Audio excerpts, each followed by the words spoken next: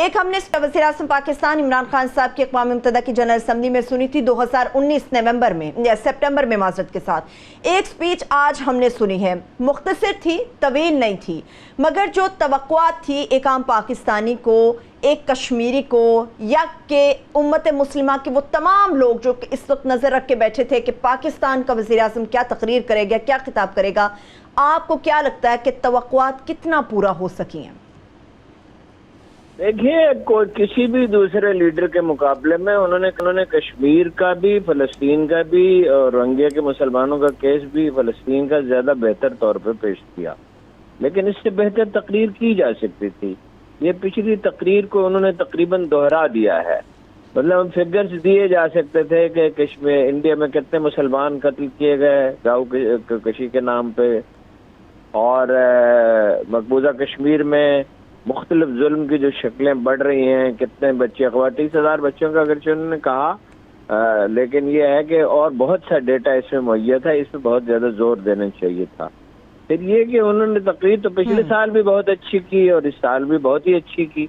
मैं अब दोहराता हूँ कि किसी दूसरे वज़ीर आज़म से इसकी तवक्को नहीं हो सकती थी, मगर भरपूर सफारती मुहिम उन्होंने नहीं चलाई पूरा साल, और अभी भी इसकी तरफ उन्होंने कोई इशारा नहीं किया। और भी इश्यूज जो उन्होंने छेड़े वो अच्छे हैं। मसलन ये कि उन्होंने साफ अल्फाज में कहा इसके बाद कि पाकिस्तान पर हमला करने की अगर कोई जो हुकूमत है जिसपे हिंदुत्व सवार है और एक जुनून सवार है, कोशिश की गई तो उसका डटकर मुकाबला करेंगे। माहौलियात पर नहायत माकूल उन्होंने गुफ्तगू की। एक बहुत अच्छा नुक्ता उठाया कि गरीब मुल्कों से जो मनी लॉन्ड्रिंग हो रही है, अमीर मुल्क जिसके जिम्मेदार है उन्हें पनाह देते हैं। वाज़ेह इशारा उनका लंदन की तरफ था, और जाहिर है लंदन इस वक्त दुनिया में बहुत बड़ा मरकज बन चुका है नाजायज पैसे का, और उससे गरीब मुल्कों में तबाही फैल रही है। फंड्स कायम करने की भी उन्होंने बात की, लेकिन असल में इसको रोकने की बात की। तो एज ए होल ये एक बहुत अच्छी तकरीर थी। अगर मैं फिर दोहराता हूँ, ठीक है, इससे बेहतर हो सकती थी। और सफारती मुहिम जब तक पैरेलल भरपूर सारी दुनिया में नहीं चलाई जाएगी, नताइज हासिल नहीं होंगे। सिर्फ तकरीरों से सब कुछ हासिल नहीं होता। ठीक है, अमजद शुएब सर, मैं आपकी तरफ अमजद शुएब साहब आऊँगी। ये अभी आपने हारून साहब की गुफ्तगू सुनी है। हारून साहब के मुताबिक, और हम सब ये जानते हैं कि भरपूर तरीके की सिफारती मुहिम नहीं चलाई गई कश्मीर से मुतालिक पाकिस्तान की तरफ से, लेकिन ये जो कहा जा रहा था कि मसला कश्मीर को उजागर किया जाएगा, भारत का असल चेहरा दुनिया के सामने लाया जाएगा, इस खिताब के बाद वो कितना मकसद हासिल हो सका? ये मुझसे सवाल किया आपने? जी जी सर, आपसे। देखिए, बात यह है कि जहां तक तकरीर का ताल्लुक है, तकरीर पिछले साल भी अच्छी थी, इस दफा भी तकरीर जामे थी, अच्छी थी। लेकिन वही एक तो जो हारून साहब बात कर रहे हैं कि तकरीरें ये एक सालाना रस्म बन जाती है अगर आप इसका फॉलो अप एक्शन ना करें, अगर आप इसका बाद में एक कैंपेन के तौर पे उन्हीं नुकात के ऊपर अपनी सफारतकारी ना करें जो आपने तकरीर में उठाए हैं, तो फिर ये एक बेकार सी चीज बन जाती है। ये बिल्कुल आपकी एक रस्मी हो जाती है चीज कि आपने एक सालाना रस्म अदा कर दी। लेकिन इसमें भी और पिछले साल की तकरीर में भी जो एक कमी, और मैं हर दफा ये बहुत सारे प्रोग्राम्स में भी और बहुत सारी जगहों पे जब सेमिनार वगैरह में मैं जाता हूं तो मैं ये पॉइंट उठाता हूं, हमने सबसे ज्यादा नुकसान उठाया है भारत के एक नैरेटिव से, और उसी की वजह से आज हम FATF में भी फंसे हुए हैं। वो है जो भारत आपके ऊपर दहशतगर्दी का इल्जाम लगाता है। अभी चंद दिन पहले अमेरिकन के साथ मिलकर उन्होंने एक जॉइंट कम्युनिके इशू किया, और उसमें उन्होंने फिर कहा कि पाकिस्तान को भारत में दहशतगर्दी नहीं करानी चाहिए और पाकिस्तान को लोगों को सजा देनी चाहिए जो लोग इसमें मुलव्वस थे। अब वो फिर बॉम्बे का किस्सा और पठानकोट वाला वो दोबारा खोल के उसके ऊपर वो तकारीर करवाने लगे हैं।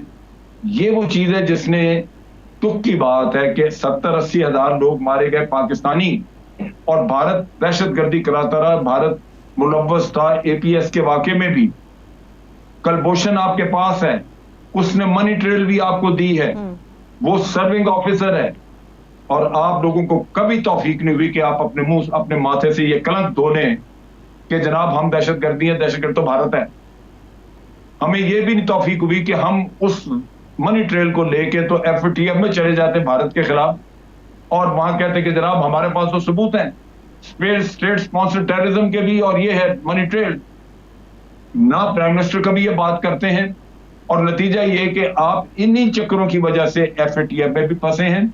दुनिया आपको टेररिस्ट समझती है और दुनिया आपके ऊपर हर जगह तनकीद भी करती है, और जब भारत कोई विजिटर आता है बाहर से, उससे जो जॉइंट कम्युनिके इशू करवाता है, उसमें आपको वाज़ेह कहा जाता है कि आप टेररिस्ट हैं। हम रोज कहते हैं कि जनाब ये फॉल्स फ्लैग ऑपरेशन हुए, हमें भारत ने कभी कोई सबूत नहीं दिया, तो फिर दुनिया के सामने क्यों नहीं जाते, क्यों नहीं बताते, ये क्यों नहीं ये जिक्र करते अपनी यूनाइटेड नेशन की तकरीर में इस चीज का। ये वो चीज है जिसने पाकिस्तान को बहुत हद तक डैमेज किया है, बहुत हद तक डैमेज किया है, लेकिन यहां किसी को कोई तौफीक नहीं हुई कि ये भारत का असल चेहरा, जो रोज कहते हैं कि हम उसका भारत का असल चेहरा बेनकाब करेंगे, असल चेहरा ये है कि भारत एक टेररिस्ट मुल्क है, लेकिन यहां किसी ने ये काम नहीं किया। ठीक है, ठीक है। अच्छा भट्टी साहब, अमजद शुएब साहब जो बातें कर रहे हैं, हारून साहब ने जो बात की है, हम दुनिया की बात करते हैं कि भाई दुनिया के सामने हम अपनी कामयाबियों को रखते हैं।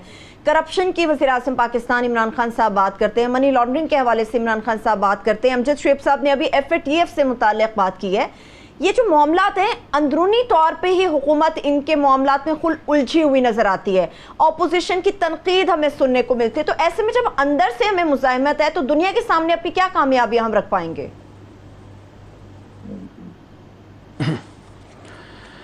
देखिए जी, पहली बात तो ये है कि बहुत अच्छी तकरीर थी, पहली मरतबा भी अच्छी तकरीर थी, इस मरतबा भी अच्छी तकरीर थी। भारत को उन्होंने RSS, नाज़ीज़म और हिटलर और वो जो स्टेट स्पॉन्सर्ड दहशतगर्दी, मुस्लिम कत्लेआम और 20 लाख मुसलमानों की शरीयत के हवाले से, तौहीन रिसालत, तौहीन मज़हब के हवाले से, माहौलियाती तब्दीली के हवाले से, मकबूजा कश्मीर के हवाले से, फ़लस्तीन अफ़गानिस्तान के हवाले से अच्छी तकरीर थी, यानी फ़ोकस तकरीर थी। और आप सारे मुस्लिम उम्मा के रहनुमाओं के, खैर मुस्लिम उम्मा नहीं, मुस्लिम अम्मा, बेवा अम्मा, सारे सब के आप उनके सुन लीजिएगा बाद में, और देख लीजिएगा अगर ये इतने इस तरह किसी ने टू द पॉइंट और फोकस्ड बात की हो।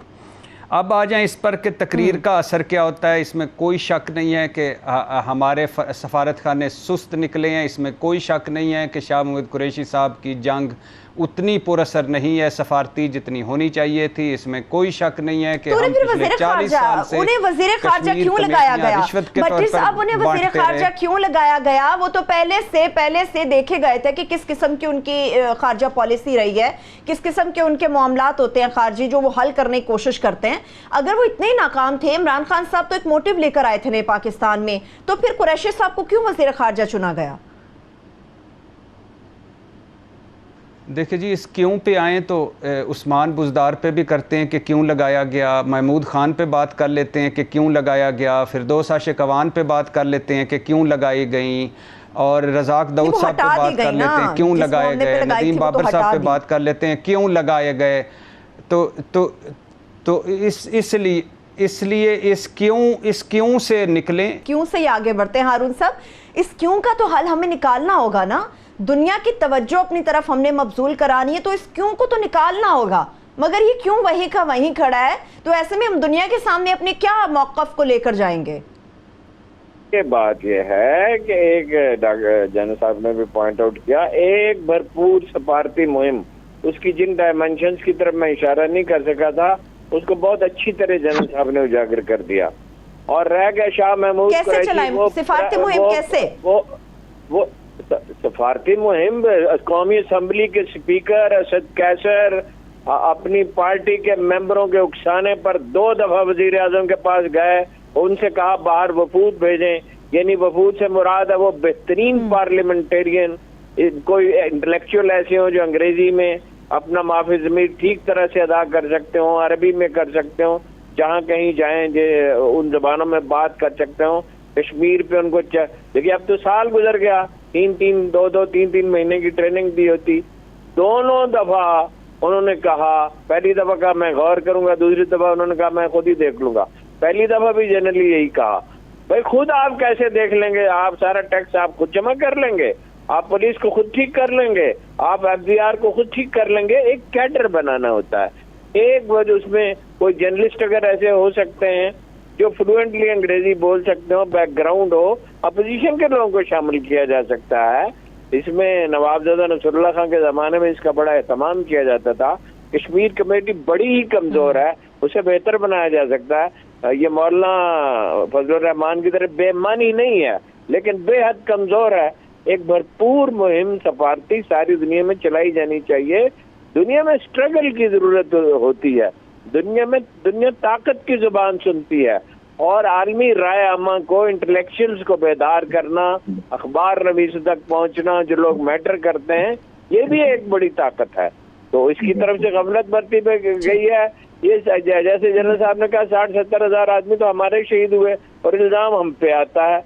अब वो हमारे पास तो सबूत मौजूद हैं तहरीक तालिबान पाकिस्तान को सपोर्ट देने के, वो सबूत दुनिया को मुहैया करें। और ये आर्मी पब्लिक स्कूल वाला जो किस्सा है ये बयान करें। और इतने कितने वाक़यात है, बलूचिस्तान में $500 मिलियन वो खर्च करते हैं, और बलूचिस्तान अफगानिस्तान से जो टेररिज्म होता है वो उसकी तरफ इशारा करना चाहिए था वाज़े कि हमारे जो मुल्क है पड़ोसी उन्हें इस्तेमाल किया जाता है, वहाँ इंडिया को अपॉर्चुनिटी दी जाती है। तो बहुत खुलकर, ये ठीक है कि बाकी लोग शायद इससे भी कमजोर तकरीरें करें, मगर इसका क्या मतलब है कि पूरा केस पेश न किया जाए? क्या हम कोई कसूरवार हैं? हम कोई दुनिया के मुजरिम हैं? हम दुनिया में अमन के लिए भी काम कर रहे हैं। पाकिस्तान आर्मी ने सारी दुनिया में अमन के लिए काम किया है। हमारे दस्ते जहाँ कहीं गए हैं उनकी बेहतरीन अप्रिसिएशन की गई है। तो वज़ीर आज़म को डट के बात करनी चाहिए। ये झिझक, तो थोड़ी सी झिझक अब भी बाकी है।